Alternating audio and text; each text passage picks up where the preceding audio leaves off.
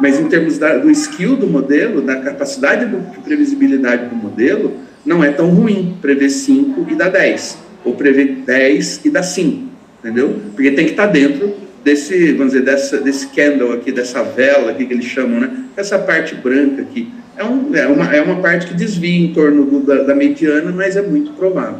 Tá? Então, é o que se pode se esperar dessa chuva. E segundo, essa dispersão também mostra que a chuva não está muito compacta, né? Então, muito provável vai ter... ela é bem mal distribuída, de forma... você tem núcleos que vai chover mais, outros que vai chover menos. Então, na modelagem, acaba aumentando a dispersão quando você tem esse resultado. O resultado mais disperso é o dia 14 aqui, né? Está com uma dispersão... Ele está bem acumulado aqui embaixo, uma mediana bem baixa, né? Mas tem um que está bem disperso, né? Um dando 40 milímetros. É só para aproveitar aí, quando a gente vê esses gráficos aqui, né? Não é comum, tá? Então, poucos usuários que usam, né? Mas também ter essa visão, né? De que você tem diversos resultados, tem os mais prováveis, tem aqueles que podem ocorrer, mas são menos prováveis. É isso que diz esse gráfico em síntese geral. Marco, então eu posso pressupor que aqui o CPTEC, o modelo dele é o que está dando menor resultado aqui no gráfico, seria isso, né? Valinhos e Campinas. Posso pressupor isso? Provavelmente. O WRF... Eu estava travado aqui. O nosso gráfico do CPTEC, rapidinho de novo ali, ele mostra o resultado horário, tá? Ali, né? As barrinhas ali. Então, você vê, a precipitação está de 0 a 1 milímetro por hora. Eu teria que somar esses valores aí, né? Então, eu estou imaginando que tá até abaixo, né? De 0 a 1 é a escala do gráfico da chuva aqui, e não está chegando nem na metade, então não é nem meio metro, nem meio milímetro previsto por hora aí. Então, ele está muito abaixo, né? Então, ele está num resultado bem abaixo da mediana, para esses dias, né? Então, ele está mais conservador ainda, está mostrando muito menos chuva. Eu vou ser bem sincero, eu acho que ele não... O modelo do CPTEC não participa, o WRF em especial deles, né, não participa do nosso ensemble, né? Então ele não faz parte daquela estatística. Ele não faz parte desse... Dessa estatística não, porque esse aqui é um ensemble que a gente usa outros modelos, né? Não, eu acho, né? Eu posso perguntar aqui, eu vou perguntar, mas eu creio que o WRF rodado pelo CPTEC não entra nesse ensemble. A gente usa outro conjunto de modelos. Mas ele estaria abaixo, né, da mediana desse modelo aí. Então, o que eu observei nos últimos 3 dias, que essa previsão alterou muito. Tem dia que previa chuva mais intensa para esses 3 dias aí, né, dia 6, 7, 8. Ontem, por exemplo, era quase 0, e hoje voltou a prever novamente. Então, não sei, eu fico assim, até inseguro de imaginar que vai chover mesmo amanhã depois. Por isso que a gente lança a mão disso, né? Cada rodada é um resultado diferente, não tem jeito. Assim, isso aí, o de hoje ele só seria igual, ele só seria, ou muito próximo, né, vamos dizer, de um resultado anterior, se as condições iniciais anteriores fossem iguais. Aí você conseguiria chegar muito próximo de um resultado semelhante. O que a gente vê quando você roda um modelo e as condições mudam, foi justamente isso. Em 24 horas, né, que é basicamente o ciclo de previsão, as condições iniciais mudaram e aquela premissa que era da rodada anterior já não vale mais para a atual. Por isso que os resultados, né, por isso que eu tenho que rodar todo dia, por isso que os resultados abrem, né, conforme o tempo, o horizonte de previsibilidade aumenta, porque você tem essas pequenas variações que causam grande impacto na previsão de precipitação. Não tem outro jeito, né? Assim, quando você tem um sistema frontal quando a gente olha no modelo diversos dias, ele dá o mesmo resultado, você vai ver pouca variabilidade. Mas nós estamos no inverno, né? Mas é o que os meteorologistas aqui de operação comentam, né? Só que a atmosfera tá com cara de primavera, na verdade. Não está com cara de inverno. Parte disso por conta do El Niño, parte disso por conta dos fenômenos meteorológicos que estão ocorrendo, né? Então, a variabilidade desse resultado é uma variabilidade típica de primavera, não é de inverno. Então, a gente está vendo isso acontecer, né? Você tem uma previsão um dia dando, sei lá, 10 milímetros de chuva, aí no outro dia dá 2, aí no outro dia você roda dá 5. E, então, ainda se estiver girando em torno disso, está até razoável, né? O duro é quando você tem um dia dando 20, outro dia dando 0, outro dia dando 35, né? Que na primavera é plenamente observável em modelos determinísticos. Aí quando você lança a mão desse resultado aí. O que a gente observa é realmente chuva de frente fria no inverno, a distribuição é bem homogênea. Você pega os pluviômetros, uma variação muito pequena entre eles, né? Uma faixa da região aqui. Então eu entendi. Na verdade, nós estamos no inverno, mas por força do El Niño e mais outras questões aí meteorológicas, climatológicas, a gente está assim, como essa primavera. Tá um misto, tá? A atmosfera não está se comportando na caixinha de inverno mesmo, igualzinho. Ela está com características de primavera. Bom, aqui é o do CIPREC, do CIPREC, da WRF, né? Tá prevendo chuva, inclusive, está divergindo lá do CPTEC, tá? Isso é outra coisa para a gente entender também, né? Por que dessa divergência aí? Aí é simples, né? Cada modelo tem uma especificação. É aquilo que eu sempre falo para você. A gente come a linguiça, mas não sabe como é que ela é feita.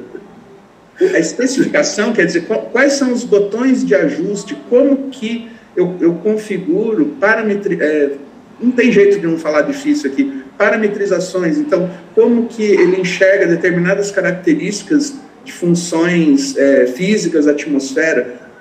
Se eu quero privilegiar uma melhor previsão de precipitação, eu tenho que fazer certos ajustes. Se eu quero privilegiar a previsão de mudanças de temperatura, às vezes eu tenho que fazer outros ajustes. Isso é um balanço, é que nem carro de Fórmula 1, você vai apertando os parafusos lá e tenta achar a melhor configuração. Tá? Então, a configuração do WRF do CPTEC é uma, a configuração do WRF do CIMEPAR é outra, a configuração do WRF de qualquer um que roda depende do que o cara quer. Então, e isso impacta diretamente nos resultados, em especial da chuva.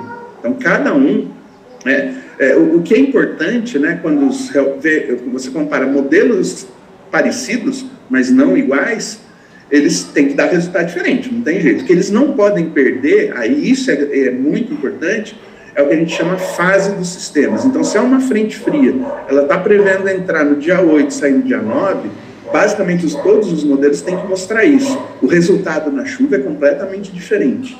Como que ele vai tratar a previsão de chuva. Só que isso não é transparente, né, para o público, né, para o público em geral, porque é muito técnico, eu entendo isso. Mas existe, né, efetivamente diferença, e às vezes é muito grande, entre rodadas de modelos similares, que é o caso da WRF CIMEPAR, WRF INPE, WRF lá dos Estados Unidos, tudo é diferente. Pessoal, eu não combinei com o Marco, não. Essas provocações são, assim, realmente espontâneas, viu? E é bom porque ele esclarece. É que ele fica provocando, daí eu não entendo. Mas a função é essa mesmo, né? De aproveitar a expertise sua e da Daniele, esclarecer as coisas. Bom, aqui está a previsão de vazão, né? Em Buenópolis, está tranquilo, bem acima aqui do limite, né? Inferior, talvez aqui já prevendo que vai chover, né? Subindo. Também aqui em Atibaia subindo um pouco, está longe. E Valinhos, embora está bem mais perto aqui do limite, mas ainda com um pouco de conforto aqui acima da média, né? Mas bem estável a vazão. Aqui é o SPI da Replan, está ainda, no caso da Replan, abaixo de zero, quer dizer, a esponja estaria seca, mas lá na Exalc está acima de zero já, né? Tem essa diferença de chuva, de precipitação aqui nos últimos meses em Paulínia e em Piracicaba. Tá? E ontem a gente teve a informação, ontem, que o IAC forneceu a série histórica, né, já até a Daniela pegou, 3.890. Vai ser muito valiosa essa comparação de Campinas com Piracicaba, tá? Vai ser já bons estudos aí para a nossa região. Previsão climática para a gente encerrar. Isso aqui, ó, em maio, já estava aqui o oceano aquecido, quer dizer, caminhando para El Niño, né? Neutro para El Niño.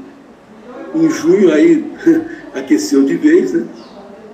E agora a última de julho aqui, mês de julho também, aquecido aqui o Oceano Pacífico Equatorial Central, tá? A previsão, obviamente, é de ter El Niño, programa de El Niño total nos próximos meses aí, né? Até praticamente janeiro, programa total de ter El Niño. E aqui se é forte ou fraco, né? No caso aqui estão vendo que a partir de agora de setembro vai ficar mais forte, né? E atingir o ápice aqui em novembro, né? Depois ele vai arrefecendo aos poucos. Então tem um El Niño forte pela frente aí, de maneira assim, geral. Quer dizer, não quer dizer grande coisa para a gente a princípio, né? Mas é o que se espera. Aqui está a série histórica dos 1 mais 2, 3, 3.4, 4. O nosso é o 3.4, né? Então, a partir agora de abril começou a aquecer e passou aqui a partir de junho praticamente já de neutro para El Niño mesmo. Agora olhando aqui a previsão de chuva, né? Anomalia de precipitação. Aqui é anomalia de precipitação, tá? Não é quanto vai precipitar, mas em relação à probabilidade está diferente em relação à média climatológica. Então, a gente observa que aqui na região aqui do Paraná, São Paulo, nos meses de agosto, setembro e outubro, a tendência é teremos resultados acima da média climatológica. A probabilidade de acontecer resultados acima da média climatológica. Mas vejam bem, essa época aqui, agosto, setembro, chove pouco. Outubro, tudo bem, já aumenta um pouco a chuva. Então, quer dizer, apenas isso, né, que vai chover muito, né? Setembro, outubro, novembro, aí já vai aqui para o Rio Grande do Sul, né, o aumento de probabilidade acima da média. E outubro, novembro, dezembro, mais ao sul ainda, nós praticamente ficamos na área aqui sem previsão. E depois, novembro, dezembro, janeiro, chuva forte aqui no sul, né? E aqui, vamos dizer assim, dentro da média ou sem previsão, tá? E lá no norte, ó, que é terrível também, né? Afinal de contas, tem uma catástrofe lá, praticamente climatológica, lá, ambiental, por força da seca lá, né? Que causa grandes danos nos rios lá, na navegação. Essa aí é a parte de chuva da Constituição de Colômbia. O CPTEC também é uma coisa parecida, abaixo da média a partir daqui da nossa região, ó, e vai até lá ao norte, abaixo da média, e no sul acima da média. Esse aqui é o do INMET, esse aqui sim também é a parte de previsão probabilística intercista de precipitação, quer dizer, aqui ainda está acima da média essa região, e abaixo da média mais aqui no sudeste e Bahia. Aqui sim fala em milímetros, né? Quanto vai chover. Então a gente observa que aqui vai ter uma chuva acima da média de 0 a 50 milímetros, até abaixo da média aqui. Isso aqui é abaixo da média, aqui é acima da média. Então, praticamente, a gente não está ruim o cenário, né? Depois eu peço para o Marco falar um pouco sobre isso também, sobre essa previsão. A temperatura acima da média no Nordeste e no Norte, né? E aqui nessa região, dentro da média, um pouquinho, nada abaixo da média. Na verdade, como está tendo mudança climática, aquecimento, né, global, você pegar aqui o globo inteiro, vai estar sempre sendo previsto temperatura acima da média, porque está tendo aquecimento, né? Então isso já é notório. E aqui para os próximos meses também, esquentando um pouco aqui mais no verão, tá? Isso aqui é a previsão do INMET também, acima da média. Bom, Marcos, quer falar um pouco sobre essa questão aqui da previsão de chuva pela Estado de Colômbia? Bom, aqui então, os mapas mostram, na verdade, eles não mostram a intensidade, literalmente, da chuva, tá? Eles falam assim, probabilidade da categoria mais provável. Então, se é uma categoria acima da média, abaixo da média, ou muito próximo, dentro da média, ou sem um sinal muito claro. Tá? Então, nos azuis, as categorias são acima da média, então, quanto mais azul, maior a chance disso ocorrer. No menor, abaixo da média, começa no amarelo e vai para o vermelho, quanto mais intenso, maior a chance de ocorrer. Tá? Então, é mais ou menos assim que a gente interpreta esse gráfico. Então, o que ele está mostrando é que no sul do Brasil, os modelos climáticos, aí, a composição dos modelos climáticos mostra sinal claro do El Niño com grande probabilidade de chuvas acima da média. E no norte do Brasil, grande chance de probabilidades abaixo da média. Esse gráfico, um dia, se alguém tiver curiosidade, você consegue ver os meses anteriores, né? Então, aqui está mostrando, cadê? Agosto, julho, né? Junho, julho. Esse aqui é agosto, setembro, outubro. Agosto, setembro, outubro, com a previsão feita em julho. Então, eu consigo ver agosto, setembro, outubro, com a previsão feita em junho, feita em maio, feita em abril. Vocês vão ver grandes diferenças, né? Os cenários mudam conforme os meses andam para frente, né? Então, esse é o cenário, mas esse é o cenário mais atual, está mostrando agora aqui. Então, ele estaria mostrando uma grande probabilidade de chuva acima da média aí na área entre divisa aqui, praticamente de São Paulo, Paraná, ali no sul de São Paulo, tudo. Então, né, e chegando, né, probabilidades de precipitação menores, mas ainda substanciais, acima da média aí na área da PCJ, né. Isso deve ser, provavelmente, né, que o modelo climático enxerga não é necessariamente como o modelo meteorológico enxerga. O modelo meteorológico tenta ver exatamente a passagem dos sistemas. Esse aqui é uma composição maior em 3 meses do que acontece, né? Então, o que ele deixa entender que você teria condições de precipitação acima da média em agosto, setembro, outubro, então seria no início da primavera, né? Então seria a transição, né? No final do inverno, né? Do nosso inverno climatológico aqui para o início da primavera climatológica. Então, seria bom, né? Seria uma coisa boa, né? Chuva acima da média, quando a precipitação está aumentando mesmo na climatologia, né? Ajuda bastante. Mas aí precisa ver qual a qualidade dessa chuva, né? Como que ela vai ocorrer, isso a gente enxerga nos modelos de previsão mesmo, né? Diários ali, né? Com horizontes aí até 5, 7, 10 dias aí, que é como você vai ver a distribuição efetiva dessas chuvas, né? Um outro modelo, né, que a gente está acompanhando bastante, né, o IRI é uma composição de diversos modelos. A gente está olhando com mais assim, né, paralelo a ele e outros também, o ECMWF, né, o ensemble do ECMWF de precipitação para longo prazo, 7 meses. Né. Então, ali a gente vê que ele está privilegiando muito, ele está exacerbando, inclusive, a chuva, aí, em termos de quantidade e valor, no sul do Brasil, tudo mais especificamente na parte oeste, pegando oeste do Paraná, Santa Catarina e o noroeste do Rio Grande do Sul, para o Brasil. E depois para o outro lado da fronteira, naqueles outros países lá. E é engraçado que quando a gente olha, assim, é curioso, não é nem engraçado, é curioso, né, que a precipitação observada em julho estava muito parecida com o que ele observou lá. Está assim, bem alinhado, né? O máximo de precipitação, no caso do Paraná, na região de Pato Branco, Francisco Beltrão, Foz do Iguaçu, Cascavel, foi onde choveu mais no estado, né? E depois isso decrescendo, né? Conforme a gente chega para leste, até regiões como Curitiba, Norte Pioneiro, né? Divisa aí com basicamente o sul de São Paulo.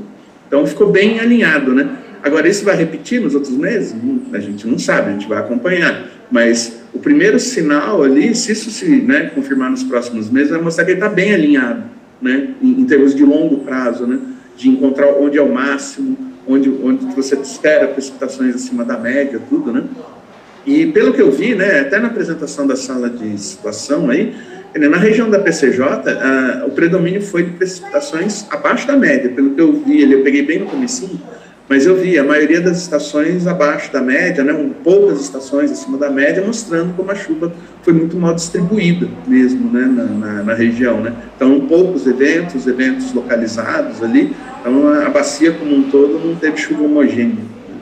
Então, é um pouco diferente do cenário que a gente está tendo aqui, né, como o Jorge lembrou, a gente está tendo esse cenário de chuva muito concentrada na área da bacia do Rio Iguaçu, em especial, isso impactando lá, né, no caso, na vazão das cataratas, né? Então até os operadores dos parques já fazendo algumas ações preventivas, retirando passarelas né, da área mais próxima do rio, para não perder a passarela de uma vez, né?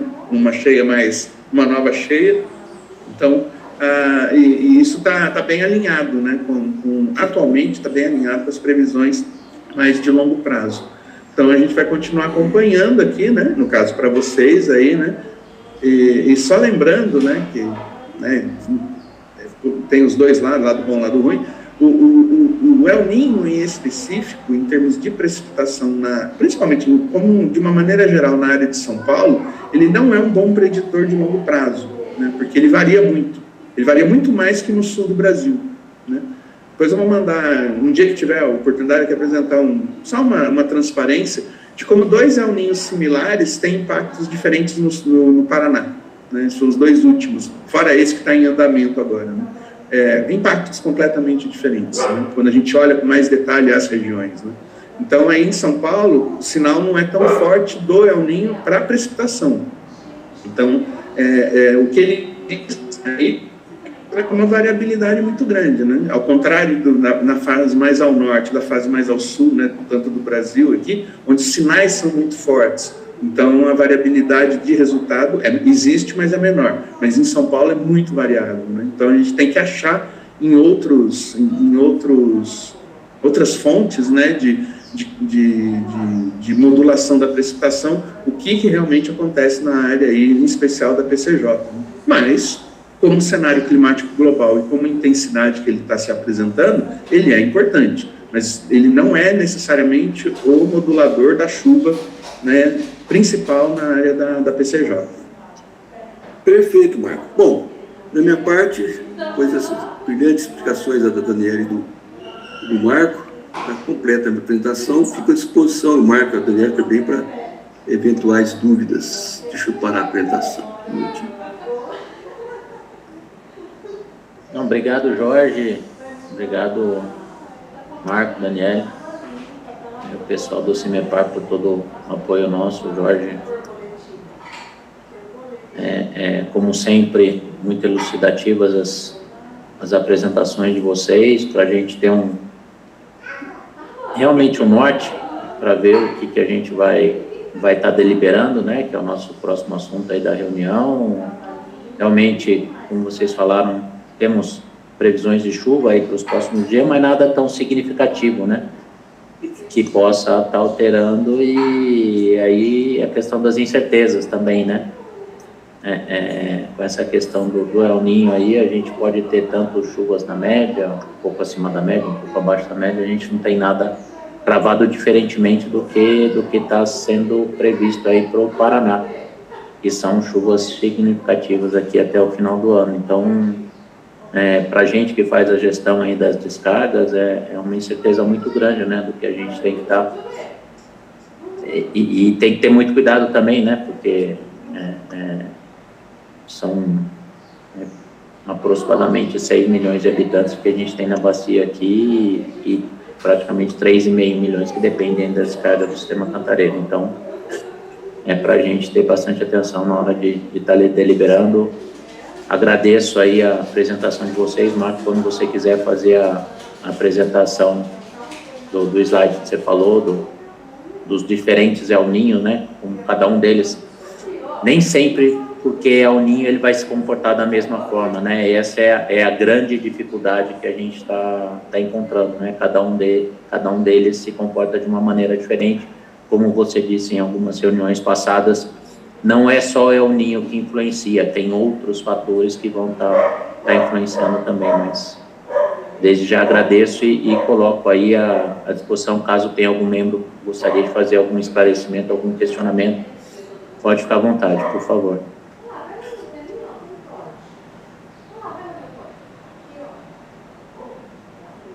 Bom, caso não tenha, agradeço, Jorge, Marco, muito obrigado aí, vamos dar sequência na reunião então. Vou estar projetando aqui a tela.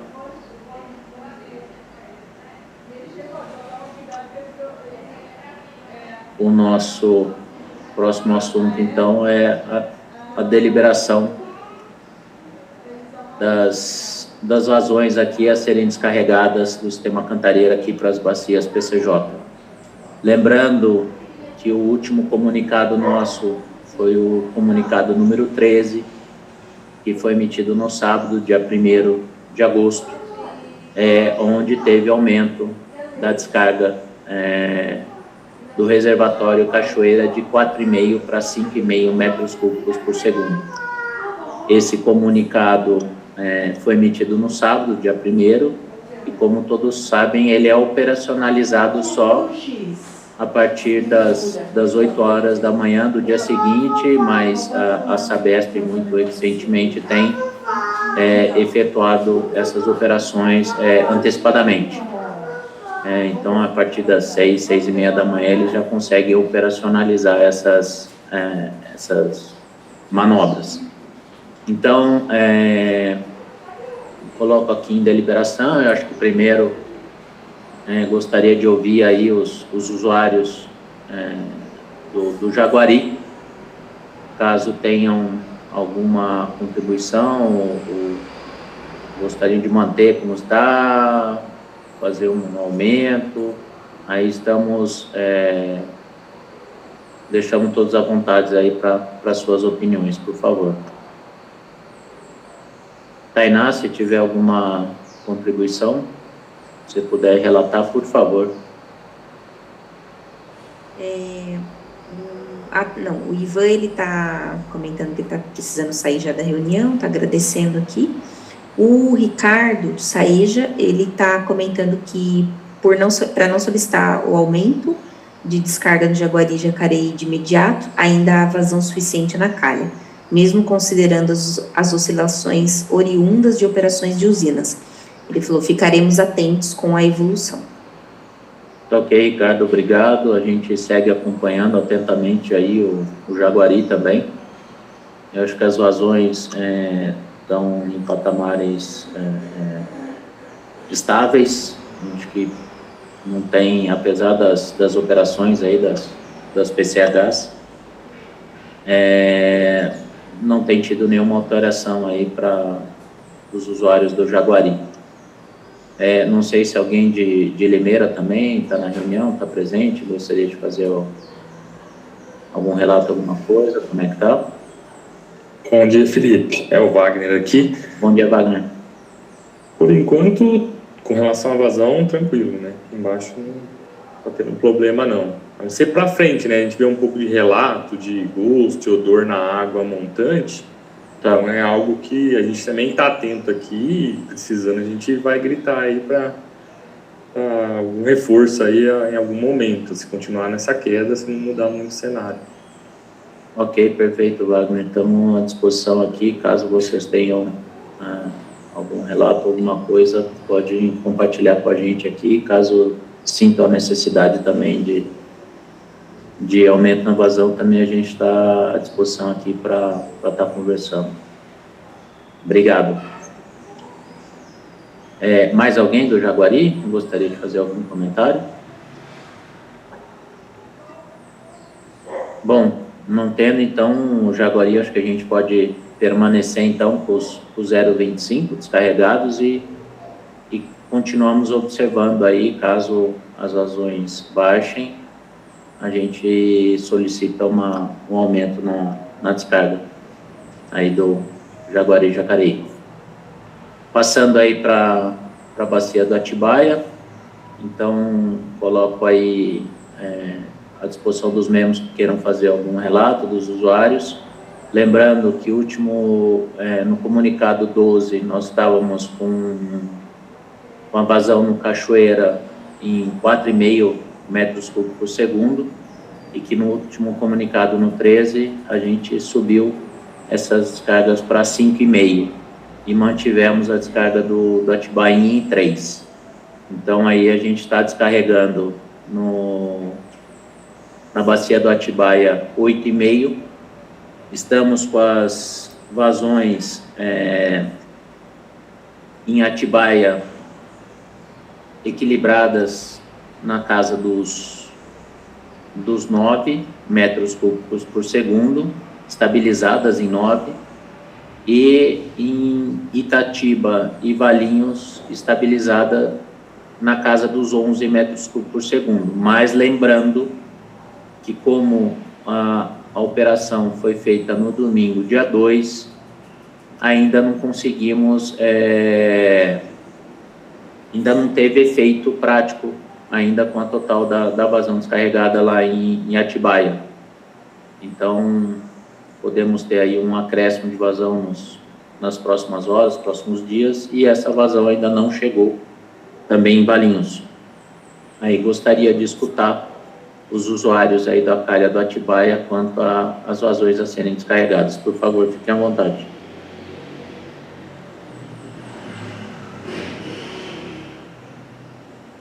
Tainá, por favor. O Artime colocou aqui: manter as descargas atuais para os próximos dias ainda são suficientes e monitorar. Tá ok, perfeito, Luiz Artime. Mais alguém? Aqui em Valinhos também, viu, Felipe? Podemos manter então, Rodrigo? Sim, te acompanha essa NASA. Tá ok, obrigado, Rodrigo. Não sei se tem alguém da Santer também que gostaria de fazer algum relato.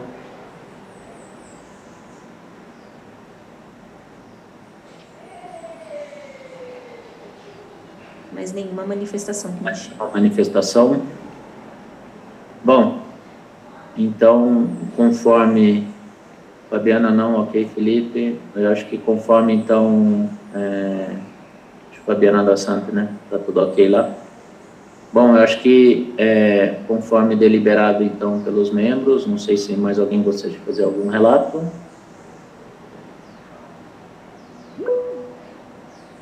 Ronaldo, pois não? Bom dia a todos.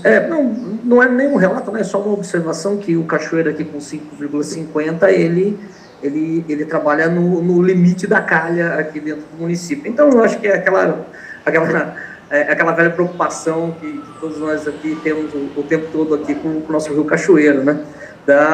De sempre, a gente entende a importância disso, o porquê disso, e a gente sempre reforça, então, a importância também do feedback quando a previsão de chuvas ou quando essa chuva cair, e a gente fazer essa rápida, retroceder um pouco nesse número aí, só para aliviar a nossa pressão aqui. Mas é só para fazer constar, tá bom? Obrigado, grande abraço.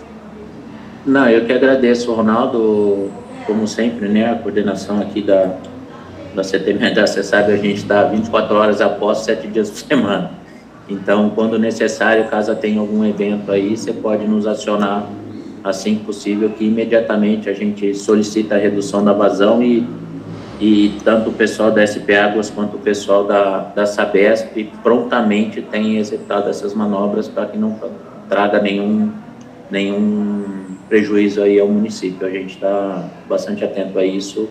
Caso seja necessário, a gente está à disposição. Obrigado. Obrigado a você, Luiz. E sim, esse é o nosso testemunho também, tá? A velocidade com que tem atendido a gente aí e tem nos socorrido aí nessa hora. Obrigado a todos. A gente que agradece. Valeu. Mais alguma outra manifestação?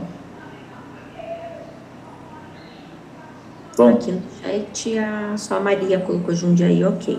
Ah, tá ok, Maria. Desculpa. Obrigado, Maria.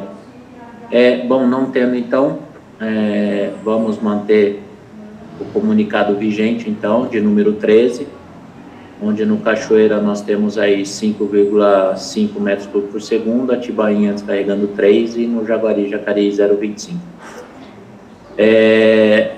Definidas as vazões a serem descarregadas, gostaríamos de partir para o encerramento aqui, então.